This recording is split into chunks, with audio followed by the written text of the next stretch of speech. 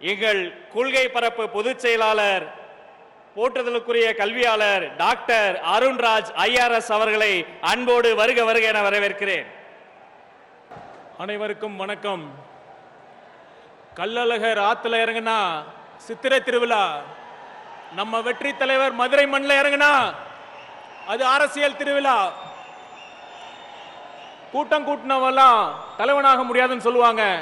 ஆனா இது கூட்டம் இல்ல, இது படை, நம் வெற்றி தலைவரின் போர் படை.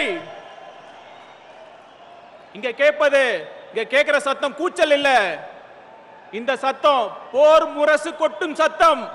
கேக்குதா சார்? கேக்குதா? என்னெல்லாம் அவதூறு பேசுறீங்க? எங்க தலைவர் கட்சி ஆரம்பிச்சப்ப என்ன கேட்டீங்க?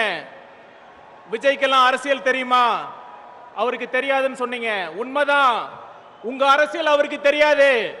ஏன்னா அவருக்கு ஊழல் பண்ண தெரியாது. பொய் வாக்குறுதி கொடுத்து மக்களை நம்ப வச்சு ஏமாத்த தெரியாது. அது மட்டுமல்ல, சொந்த குடும்பத்தை காப்பாத்த மாநில உரிமையை அடமான வைக்கும் சுயநலம் அவருக்கு தெரியாது.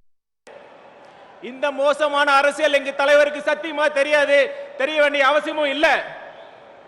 மக்களுக்கு உண்மையா நல்லது பண்ணுங்கிற எண்ணம் இருக்குல்ல, அந்த அரசியல் மட்டும்தான் தெரியும். அதை தான் செய்ய போறாரு. பார்க்க தானே போறீங்க.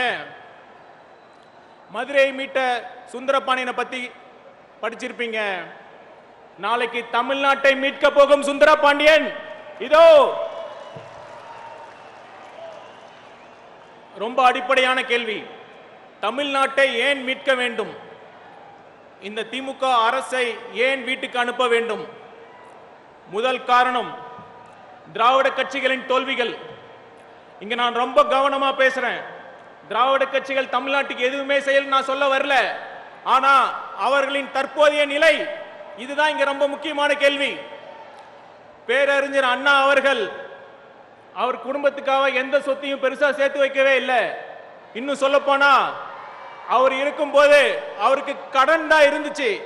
ஆனா இப்ப இருக்கிற அமைச்சர்கள் அப்படிதான் இருக்காங்களா? அமெரிக்காரனுக்கே சவால் விடுற மாதிரி டெக்னாலஜி கண்டுபிடிச்சிட்டு இருக்கான். நாம என்ன பண்ணிட்டு இருக்கோம்? ஒவ்வொரு மசூதிக்கு கீழே கோயில் இருக்கான்னு கண்டுபிடிச்சிட்டு இருக்கோம். இந்த பிளவுவாத சக்திகளை தமிழ் மண்ணில் வேரூன்ற விடலாமா? இதற்கு திமுகவை நம்பினா கண்டிப்பா நட்டாத்துல தான் விட்டுட்டு போயிடுவாங்க. ஒன்னே ஒண்ணு மட்டும் சொல்லிக்கிறேன். போன வாரம் ஒரு முக்கியமான அமைச்சர் வீட்டில் இடி ரைடு, இன்னும் 2 இடி ரைடு நடந்தா என்ன ஆகும் தெரியுமா? நேத்து கருப்பு பலூன், இன்னைக்கு மோடி வருவது தமிழ்நாட்டுக்கு பெருமை. நாளைக்கு பாஜகவுடன் கூட்டணி ஆட்சி தமிழ்நாட்டுக்கு தேவைன்னு சொன்னாலும் சொல்லுவாங்க. அதனால இந்த பிளவுவாத சக்திகளை எதிர்க்கணும்னா சமரசம் இல்லாத கொள்கை வேண்டும். அதற்கு தமிழக வெற்றி கழகம் மட்டுமே ஒரே நம்பிக்கை என்று கூறிக்கொள்கிறேன். இறுதியா ஒன்னே ஒன்று மட்டும் சொல்லிக்கிறேன்.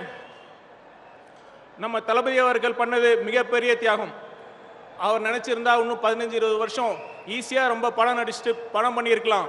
அதெல்லாம் விட்டுட்டு வராருன்னா ஒரே காரணம் தான், அவருக்கு எல்லாம் கொடுத்த அந்த தமிழ் மக்களுக்கு ஏதாவது செய்யணுங்கிறதுக்காக தான்.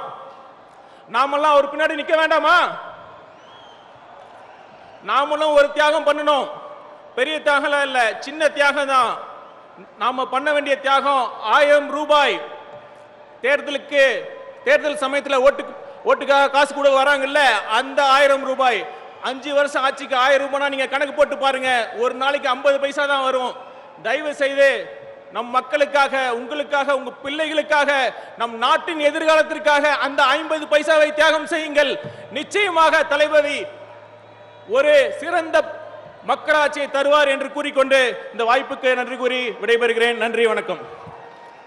பிளே ஸ்டோர் மற்றும் ஆப் ஸ்டோரில் இருந்து பாலிமர் செயலியை QR கோடு மூலம் பதிவிறக்கம் செய்யுங்கள்.